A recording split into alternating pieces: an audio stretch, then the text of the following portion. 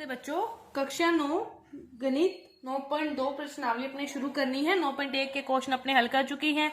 तो 9.2 का पहला क्वेश्चन देखो क्या दे रखा है कि आकृति में ए बी सी डी क्या है, एक समांतर चतुर्भुज है और ए ई समांतर है डी सी, ए ई लंबवत है सॉरी डी सी के और सी एफ लंबवत है ए डी के। ये अपने को दे रखा है और ये सारे मान दे रखे हैं। तो एडी का मान भी हमें ज्ञात करना है। तो देखो क्या क्या दे रखे हैं वैल्यू।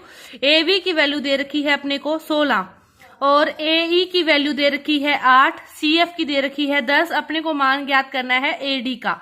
तो ये इस पर लंब है, इसको आधार मान सकते हैं। तो अपने पहले त्रिभुज का क्षेत्रफल ज्ञात कर ले और त्रिभुज का क्षेत्रफल ज्ञात करने के लिए इस लंब के लिए फिर इस आधार की वैल्यू अपने ज्ञात कर सकते हैं। तो त्रिभुज का क्षेत्रफल क्या होता है, चतुर्भुज का क्षेत्रफल है ना ये। तो चतुर्भुज का क्षेत्रफल ज्ञात करना पड़ेगा। तो चतुर्भुज का क्षेत्रफल क्या होता है, शीर्ष लंब दे रखा है तो आधार गुणा ऊंचाई होता है। चतुर्भुज का क्षेत्रफल क्या होता है, आधार गुणा ऊंचाई। तो इस आधार के लिए ये ऊंचाई है तो 16 गुना 8 हो गया इसके लिए। तो क्षेत्रफल 16 गुना 8 इसके लिए, लेकिन इस आधार के लिए ये ऊंचाई 10 है तो ये अपने को नहीं पता। तो वो भी क्षेत्रफल क्या होगा, इसके बराबर ही तो होगा ना। तो ये अपने को निकालनी है तो इसको क्या मान लिया x, और इसके लिए ऊंचाई क्या है, ये 10 है क्योंकि ये लंब है। ऊंचाई क्या होती है, लंबवत दूरी। तो x की वैल्यू निकालनी है तो 16 गुना 8 बटा में 10, 2 5 10, 2 चौके 8, 16 चौके कितना हो गया 64 बटा में 5 से भाग दोगे तो 5 एकम 5 14, 5 दूनी 10 और फिर 5 8 है 40। एडी की वैल्यू की इतनी आ गई 12.8 सेंटीमीटर आ गई।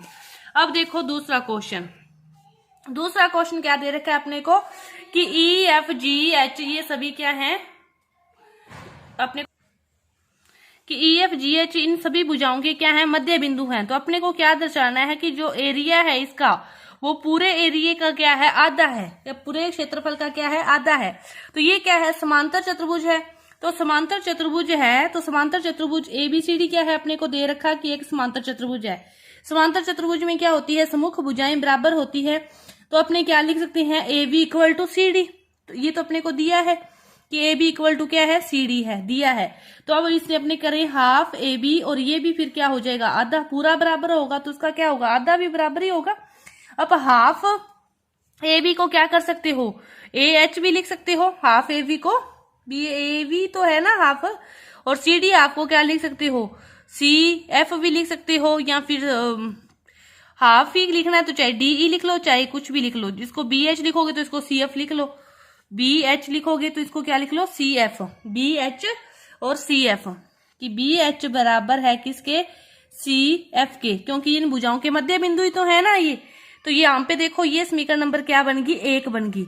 अब ये समांतर भुजाएं हैं, ये इसके समांतर है तो बी एच और सी एफ भी आपस में क्या होंगे, समांतर होंगे। बी एच समांतर है किसके, सी एफ के। समीकरण नंबर 2 क्यों समांतर है, क्योंकि ए बी समांतर है सी डी के। पूरी भुजा समांतर है तो फिर आधी भुजा भी तो क्या होगी, समांतर ही होगी। तो समीकरण 1 व 2 से अपने देखो, समीकरण 1 व 2 से अपने क्या देखते हैं, समीकरण 1 व 2 से बी एफ जी एच क्या है, एक समांतर चतुर्भुज है। कैसे, क्योंकि जैसे ये बी है, ये वाली इसको मिला दो, ईजी को मिला दिया। अब ये इस भुजा का मध्य बिंदु है, ठीक है, ये इस भुजा का मध्य बिंदु है। तो ये इसी तरह ये इस भुजा के मध्य बिंदु है तो ये इसके समांतर मध्य बिंदु प्रमेय से जो अपने पिछली बार क्वेश्चन किया था उसी अकॉर्डिंग। तो देखो ये भी इस भुजा का मध्य बिंदु है और ये भी इस भुजा का, जैसे अपने इसको निकाला है कि बी ये वाला दोनों इक्वल है, उसी तरह ये भी तो दोनों फिर इक्वल ही होंगे ना। चाहे इन दोनों को ले लो चाहे इन दोनों को ले लो कि ये भी तो इक्वल ही होंगे, ये भी दोनों क्या होंगे, इक्वल ही होंगे। तो ये डीई और सीजी भी तो इक्वल ही होंगे। डीई इक्वल होगा सीजी के और इसी तरह डीई क्या होगा, समांतर होगा सीजी के। अब ये इसके इक्वल है, ये इसके समांतर भी है। तो अपने देखो ये वाला जो त्रिभुज है, चतुर्भुज है पूरा डीई सी जी, तो फिर ये क्या हो गया, समांतर चतुर्भुज हो गया। डीई सी जी क्या हो गया, एक समांतर चतुर्भुज हो गया, समांतर चतुर्भुज हो गया। तो ये इसके बीच क्या बन रहा है, त्रिभुज बन रहा है। ये एक समांतर चतुर्भुज के बीच बनने वाला त्रिभुज का क्षेत्रफल क्या होता है, उससे आधा होता है, उससे क्या होता है, आधा होता है।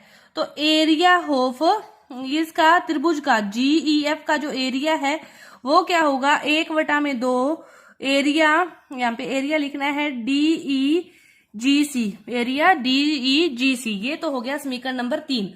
क्या होता है कि एक ही आधार पर, जब ये एक ही आधार है, इसी पर त्रिभुज बन रहा है, इसी पर चतुर्भुज बन रहा है, तो त्रिभुज का क्षेत्रफल क्या होता है, चतुर्भुज के क्षेत्रफल के आधा होता है।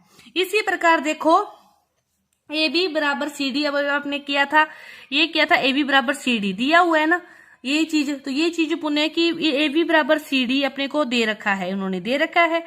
तो AE बराबर DG, अब जैसे आपने इसको किया था उसी तरह अब इसको कर लो, कीजिए। AE बराबर किसके हो जाएगा, BG के।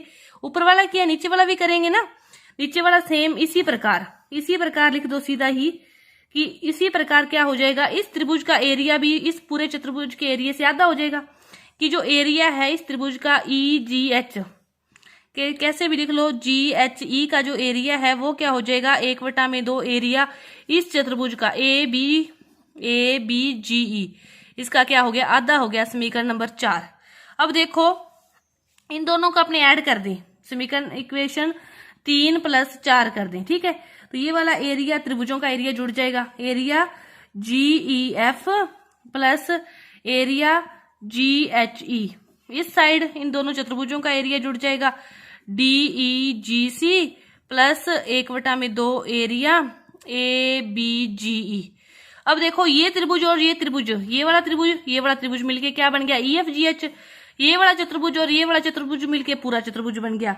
तो क्या हो गया, एरिया ऑफ किसका, इसका पूरे का EFGH इक्वल टू 1/2 कॉमन ले लें, तो एरिया किसका बन गया, ये पूरे बड़े का ABCD। और यही हमें क्या करना था, प्रूव करना था। क्या किया, पहले क्या किया, इसको लिया, ऊपर वाले को, इस चतुर्भुज को लिया, इस त्रिभुज को लिया, और ये प्रूव करते हुए कि समांतर है, ये इसका समांतर है, तो ये वाला चतुर्भुज समांतर चतुर्भुज है, ये त्रिभुज है, एक ही आधार पर बने और त्रिभुज में, तो चतुर्भुज का क्षेत्रफल क्या होता है, त्रिभुज के क्षेत्रफल का दुगुना होता है, या फिर त्रिभुज क्या होता है, आधा होता है।